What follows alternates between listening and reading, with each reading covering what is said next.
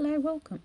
It's my very first video in a very long time that I've filmed. I've been meaning to get back into filming, but it's just something that's a bit too haphazard around here with the busy work and busy kids and busy life. But here I go. What I'm doing today is a layout using the cut file unicorn cake from the Confessions of a Paper Addict's Facebook page. Virginia makes these cut files and she sells them on her Etsy store. So what I wanted to do was basically show you a quick, in quick time, how I have done it, how I use a pencil, draw the shape, and then cut it out and stick to the cut file. Now I do the reverse. I put the paper upside down and cut out from the back so I don't end up with pencil lines all over the colour front of the paper that I want to use. And I'm not very organised when I do this either. As you can see, I draw the shape and then promptly forget where the flower was or where the shape was that I did. So I have to do a bit more fussy cutting, fiddling around and working out exactly how to go about it. I'm just using a paper glue here. It's actually on a needle, got a needle nozzle on it, so it's very fine. It comes out very finely, and you can just adhere it to the paper cut and then straight onto the paper so it doesn't spread out all over the place like some glues do. Just cutting out a few of the flowers, using a variety of paper scraps that I had left over from other projects. Doing this with the cut files is a perfect way to get your paper stashed down. We all save those strips of paper, and if you're like me, you don't get around to using them very often, but this is the perfect way to get the size of that scrap pile down. Now, this was an interesting year this year for me. This is actually last year, the photos that I'm scrapping, and what I meant by interesting year is that last year my youngest daughter, Paige, who's a bit of a tomboy, she actually picked a unicorn themed birthday party, which surprised me greatly because usually we have, Paw Patrol or superheroes from Marvel or Toy Story, that type of thing. But last year she turned 9, and out of the blue came up and said she wanted a unicorn party. Fantastic for me. Love little girly things.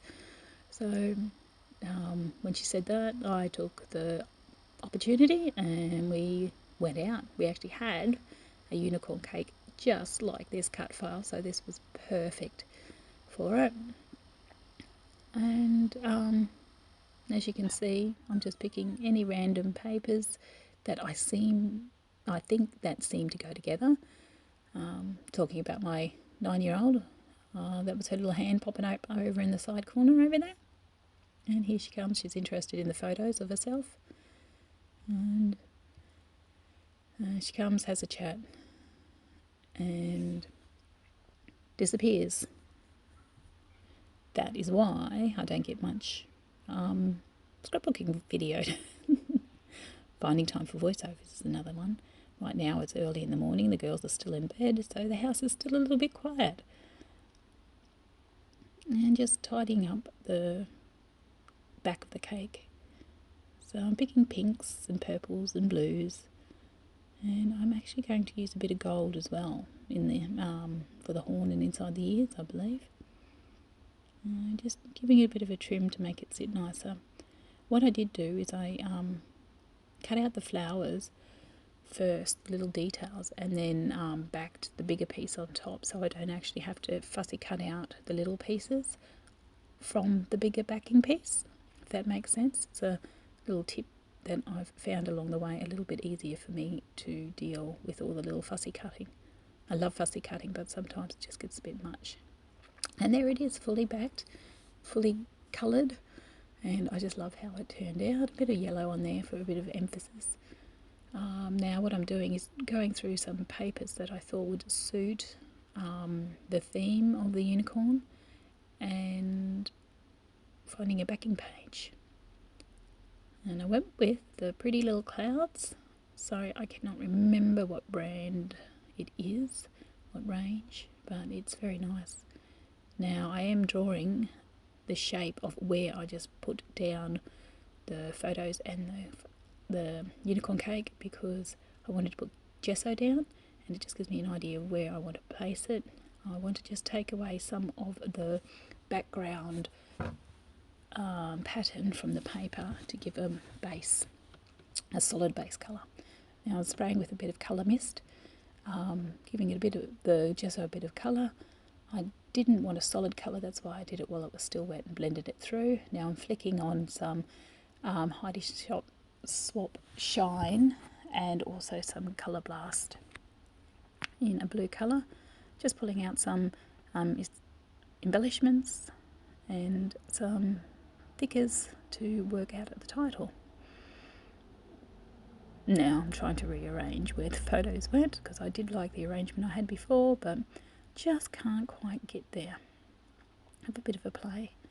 When I scrapbook, I really don't have a rhyme, a plan, any reason. I just tend to do what I like to do, and if that means pulling things up, I pull things up. Move them around a bit. I centre the cake in the middle and decide to put an image on either side, and it just brings a little bit more of a triangular structure, like the left hand side flat over to the peak where the one photo is and back up. It just draws your eye across and around the page a little bit more. Now for the title, I'm going for Magical Birthday, but I didn't really leave myself enough room for the word birthday, as you'll see in a little bit later. Putting in some embellishments, so that says hip hooray or hooray in a little slide, a hair slide. Putting in a bit of gold twine just to give it a bit of texture, just cutting a little piece and popping it underneath the photos.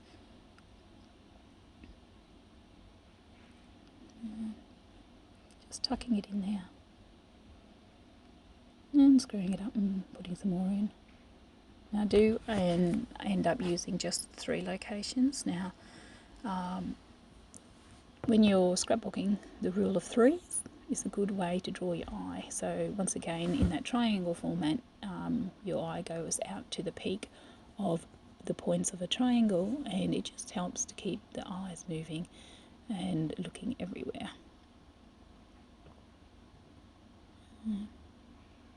Bit of glue, stick it down.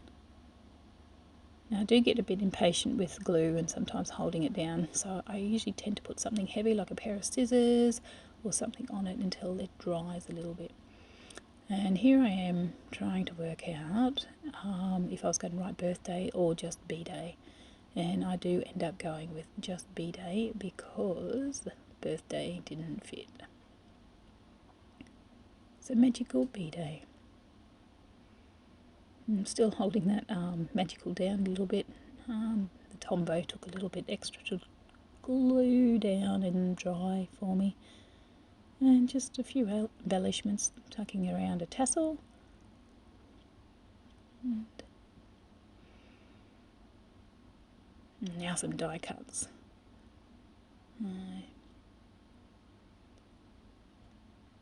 Just trying to work out which ones out of the packet I'd like to use, and of course I'm pulling out kitty cat unicorns and little quotes, just seeing which I think looks really nice in layout.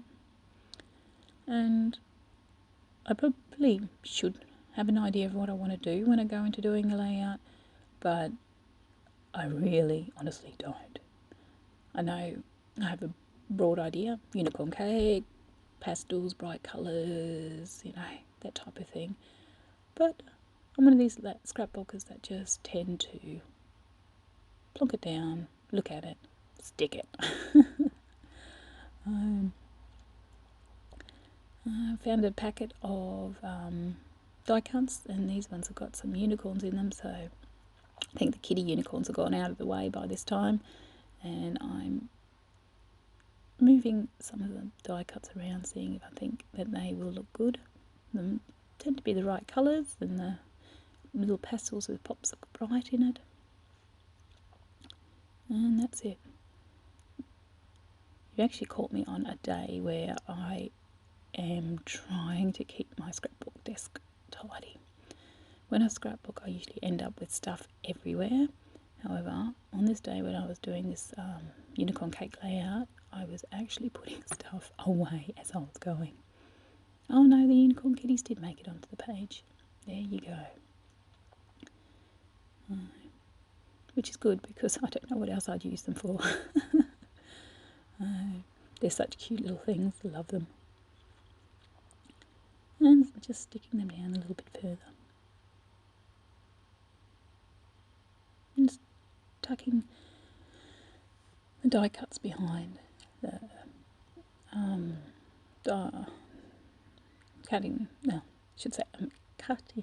sticking the little die cuts down behind the big die cut, and now I'm actually adding some Mulberry Lane flares.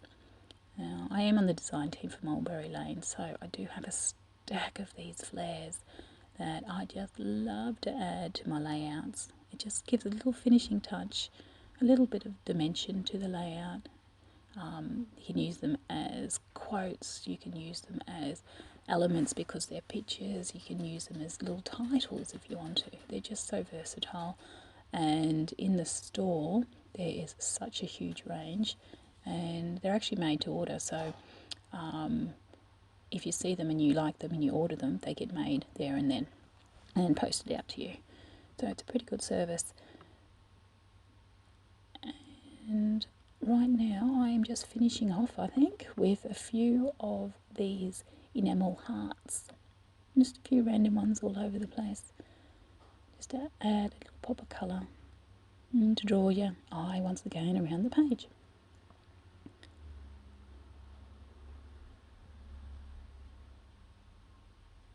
And now I'm sitting there looking at it, wondering if it's finished. Which I decide I need a little bit of journaling. So I'm not much for journaling, it's usually just dates, who was there, what the occasion was. Sometimes I do write the message to my daughters on there because I know they're the ones who are going to end up with my layouts. And so this is me talking about her page surprising me with a unicorn themed party. And there, that is it. It is done. If you want to see more of the layout, you can see a close-up version on my blog. Thanks for viewing. Bye.